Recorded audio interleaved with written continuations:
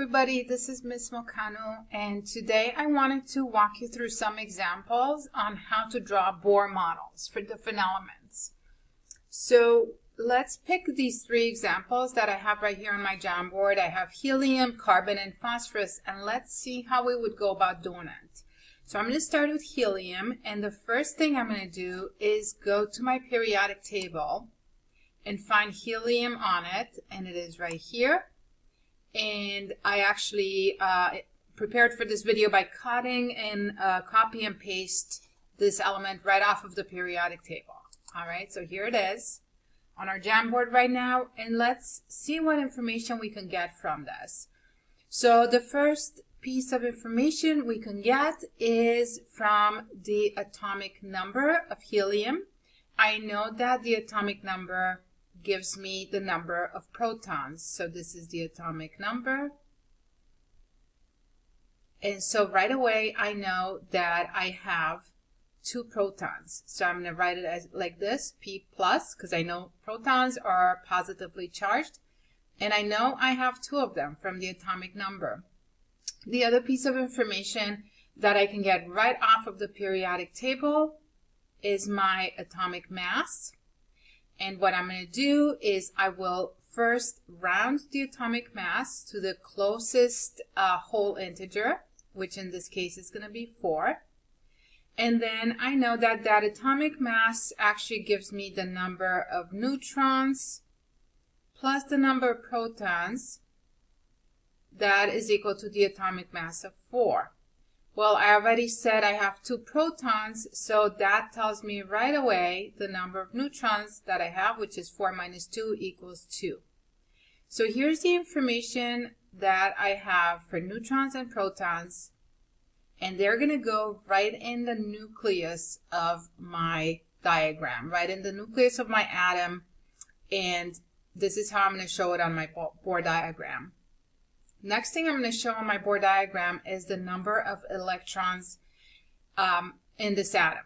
So how do I know how many electrons do I have? Well, this is a neutral atom, meaning it's not positively charged or negatively charged, it's neutral. And what does that mean? Well, that means that the number of electrons must be equal to the number of protons so they can balance themselves out, negative charges balancing positive charges, and make my atom neutral. So I know that both of these are going to be equal to 2.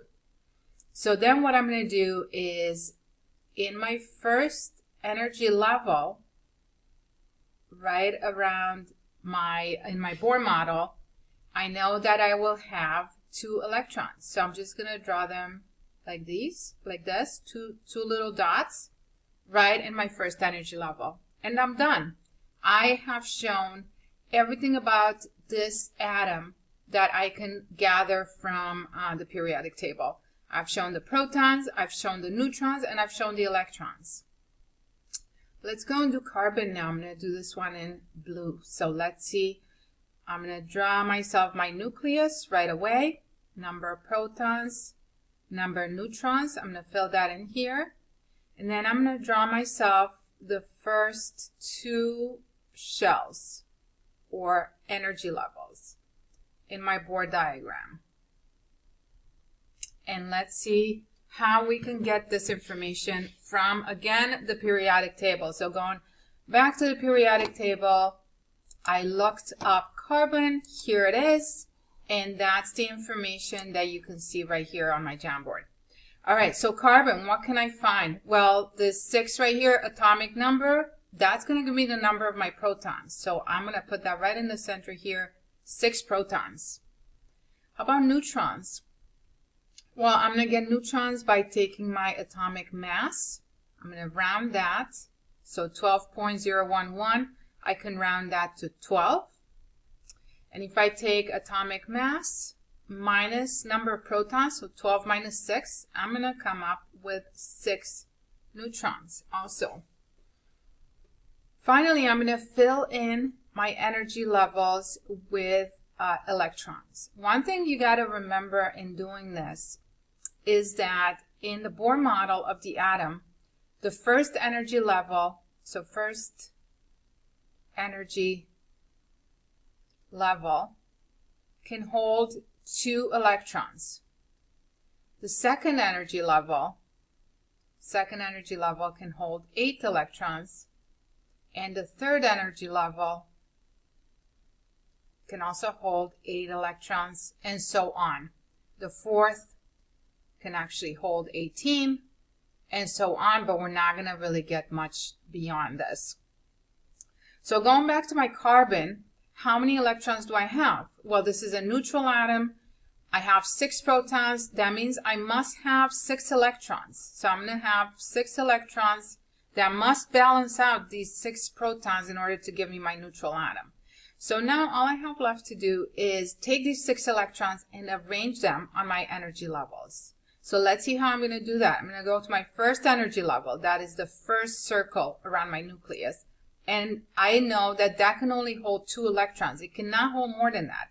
So I'm going to put 2 electrons right here, right, like this, right next to each other.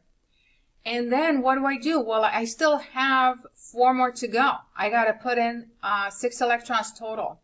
So I'm going to go to my next energy level, and I'm going to put these 4 remaining electrons spaced around like this. 1, 2, 3, 4. So here I am in the end with 1, 2, 3, 4, 5, 6 electrons in the energy levels of my Bohr model, and then I have 6 protons and 6 neutrons in the nucleus of my Bohr model. Finally, let's do this one, which is phosphorus, a little bit more complicated. Let's do this one in green. So let me draw my energy levels to begin with. Let me draw my nucleus. Then I'm going to draw my first energy level, my second energy level, and let's go from here. So 15 is my atomic number, meaning that I have 15 protons. 30.974, I'm going to round this to 31, the closest whole number. That is my atomic mass. So I can find the number of neutrons by taking 31, atomic mass, minus number of protons, minus 15. So that gives me 16 neutrons. So I'm going to put 16 neutrons right here in my nucleus. My nucleus is now done. Now I have to take care of my electrons and place them in the correct orbital or correct energy level. So how many electrons do I have? Well, if I have 15 protons, I must have 15 electrons to balance them out. So I know I have 15 electrons, and let's see how we're going to distribute them. So my first energy level right here can hold 2 electrons. 1, 2. I cannot put any more in there. I'm going to go to my next energy level. How many electrons can it hold? It can hold 8. So I'm going to go 1, 2, and watch how I draw these. This is the convention of drawing Bohr models. So I'm going to spread them apart as far as possible. And then once I get past 4, I'm going to go 5, 6, 7, 8. My second energy level is now full. It cannot take more than 8 electrons. My first energy level cannot take more than 2. It is also full. So how many electrons did I put? I put 2 plus 8 equals 10. I still have 5 more to go in order to reach my 15. So I need to jump up to the next energy level, the third energy level, which, sorry for my terrible circle, and place those remaining 5 electrons on there. So I'm going to go 1, 2, 3, 4, and then my last one is going to go next to this one right here. So just kind of reviewing, making sure that everything is correct. I got my 15 protons in the center. I got my 16 neutrons in the center of my diagram. And then I need to make sure I have my 15 electrons in the correct energy level. So I have 1, 2, 3, 4, 5, 6, 7, 8, 9, 10, 11, 12, 13, 14, 15. I'm all set. My electrons are in the correct energy levels, and they're all there. And this is my model for phosphorus, carbon, and helium. I hope that this was helpful to you, and I will see you in class.